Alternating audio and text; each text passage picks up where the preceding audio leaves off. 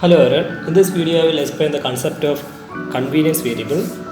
This is very simple that we can create our own variable in GDB that can hold data. For example, I can create an integer variable as shown here, or a character array, and we can also assign the variable we created, this convenient variable created in GDB, to other variables inside our program. Here you can see I already show you the syntax for doing that. So let's jump to the code. Also one more thing, I will explain a particular thing related to C programming or glibc, where we use some concept called hyphen resolver. It is used while you try to call a string copy function or string compare function or some other function which can be actually optimized to your CPU architecture. So we will discuss about this later.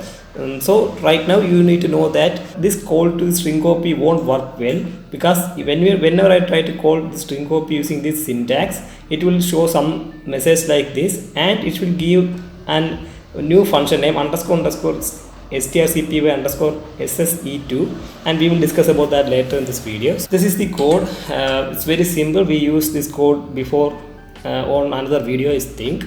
It's just a simple program which will take some command line argument and it will print the first argument, I mean the second. Obviously you know that argv0 will be the file name, then the third and fourth argument will be converted to integers and find their sum, then printed it out. So let's run this code.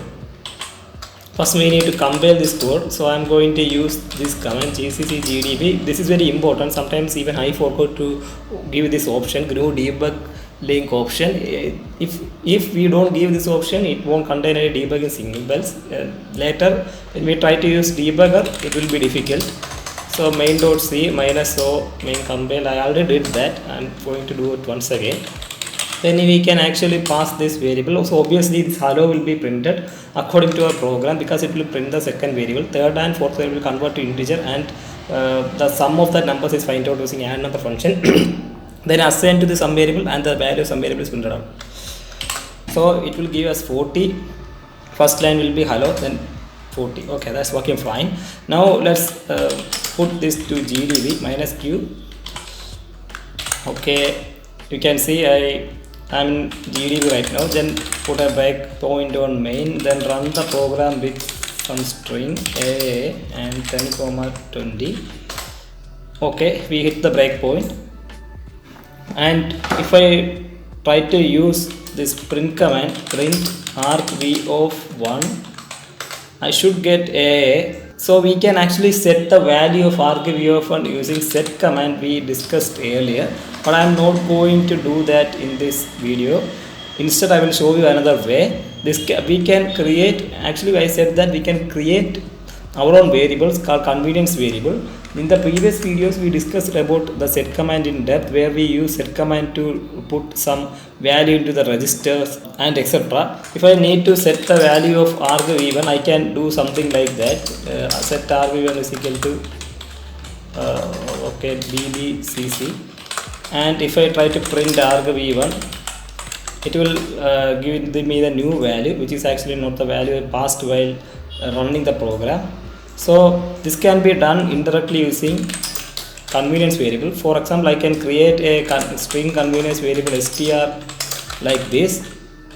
This time I am going to give ddE, and I can actually print that convenience variable. You need to put that $sign in front of this convenience variable.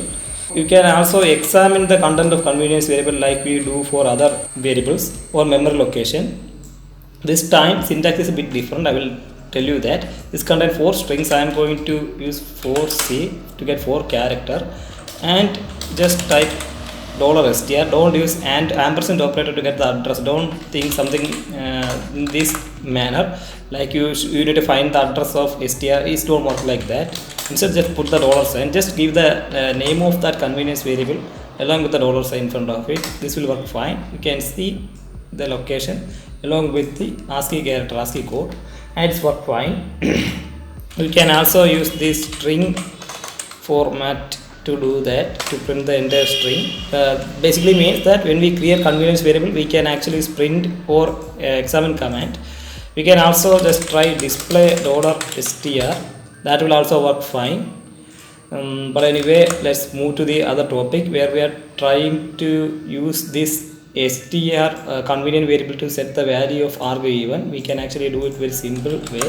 Just put set argv of 1 equal to $str, and if this time if we run the code, I am going to continue the code based on our previous code. This argv1 value we change to bbcc, and if I run the code I will get bbcc. Before that we can actually confirm it once again by printing the value of argv1. Now change to DDE, and if I press C, you can see that I get DDE. This same goes same for other variables too. We can use okay. Yeah, it's actually showing the display command output. We can actually set the value for other variables like the argv2 and argv3. So let's move to the other section. So we can also create integer variable. For example,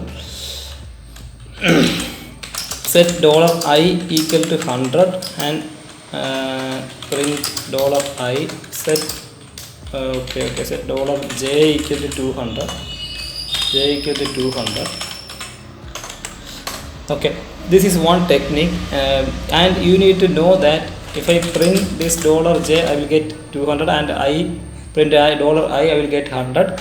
And we can actually pass this value to a function. For example, there is a command called call command. Using this we can call the functions inside our program. We can call this add number. For example, call add numbers, then I can give 10 and for example 100 and 200 here as a parameter, and it will return 300. This call command is very useful. It can be used to call functions inside our program. This may be a bit tedious if you are using bigger values. Then you can use convenience variable. We assigned already the $I, convenience variable I and j with 100 and 200 respectively. So we can use that variables. Actually add number $I comma $j, then you will get the same result. This is one use. For example, you can also use call to the functions in the C library, like standard IO.s function printf hello world /n. So let me give the value for the string whose string length is already, which I know. You know that hello contain 5 characters plus along with this /n total of 6 characters. Thus printf will return what? 6 because printf usually print the value we given to the standard output, that is the terminal, and it returns the number of characters actually printed, so it should be 6. Yeah, that's right, hello plus the new line character /n. It's working fine. So these are the use of convenience variable. There is one more thing I like to mention in this case, in this scenario. Like I told you about this particular error, it's not actually error, particular topic. So let's discuss that now. What if I try to call this string copy function? We are actually using string copy here. So what if I try to call the string copy? We can also use other functions in string.h because we are actually including string.h header file here. And one more thing, so let me declare a variable, set convenience variable called dyn, which is actually a memory in the heap. So I am going to allocate 10 byte size of char, as you know the syntax. I can print that value and examine this location 10xb $dyn. You can see it's all 0 right now. So suppose I need to copy the value of argv1. So let's print out that first. It's actually AAA, this value to this dynamically created variable dyn. These variables are actually convenience variable we currently created inside GDB for using it later. These are not part of our program. You should remember that. While argv1, argv2, sum and some other variable like ij, these are all part of our program, and these will only be created while the program is called inside the stack. So let's focus on the topic right now.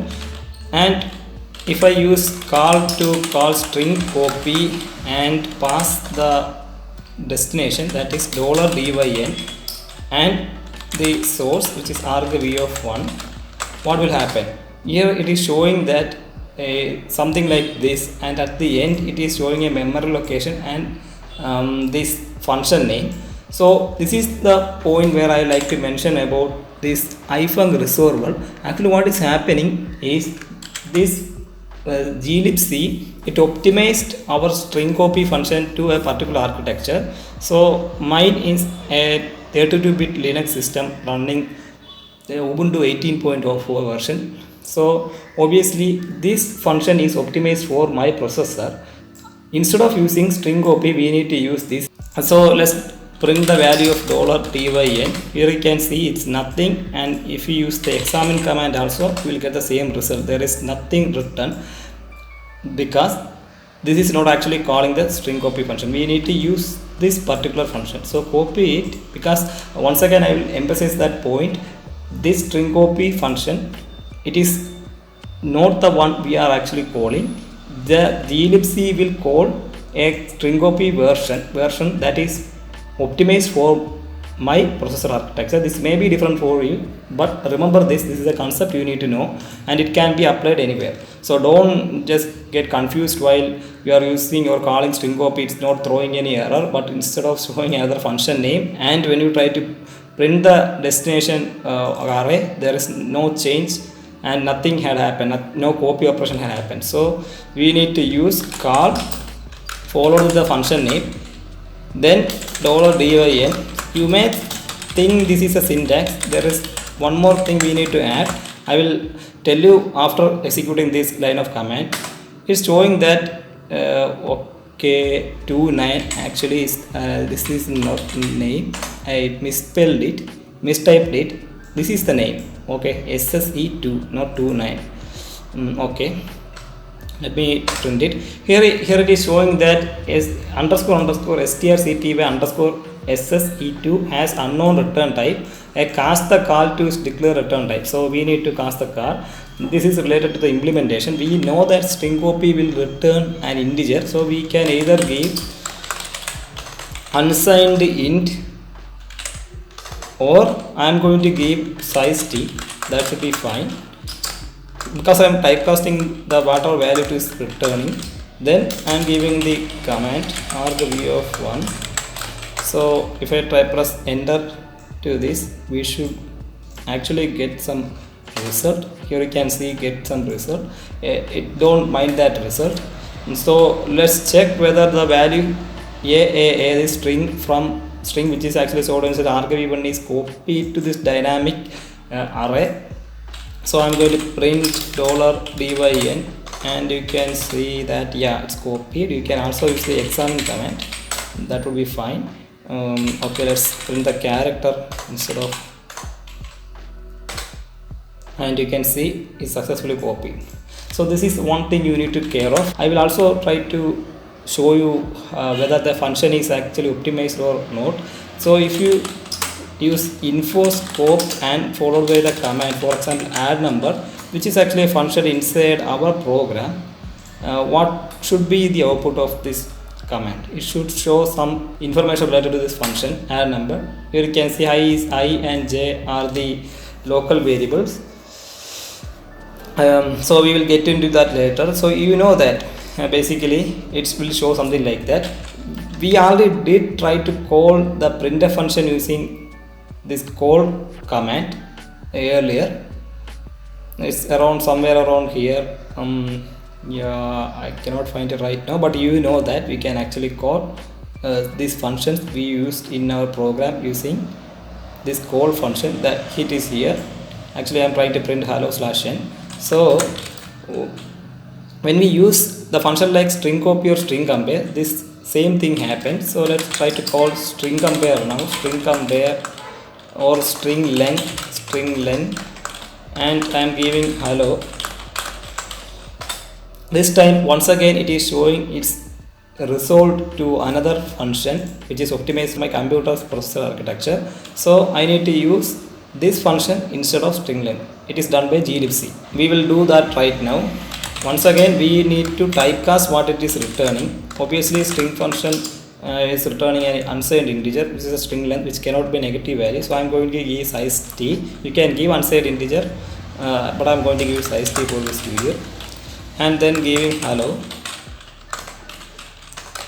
Okay, hello. Okay, then it should return 5. Yeah, that's right. This is one thing, but as you know, if you type info scope and printf, which can be called directly using call function without any other problem, like the printf is not actually optimized to any other function because it doesn't need to be optimized according to a specific architecture. While this string length and other function can be optimized, if I type info scope printf, the same thing what happened for our info scope add numbers happened here. It's just displaying the detail regarding the printf function. But what if I try to use the info scope of string length or string copy? Here you can see the symbol rest is optimized out. This is how you can actually, one way to find out whether the string copy function is optimized out or not. If info scope string copy, it won't give the output as we get for a normal function called like this, the printf, or the function add number, which is inside our program. Here it is. This is one way you can find it out. I think that is for this video. I hope you understand the concept.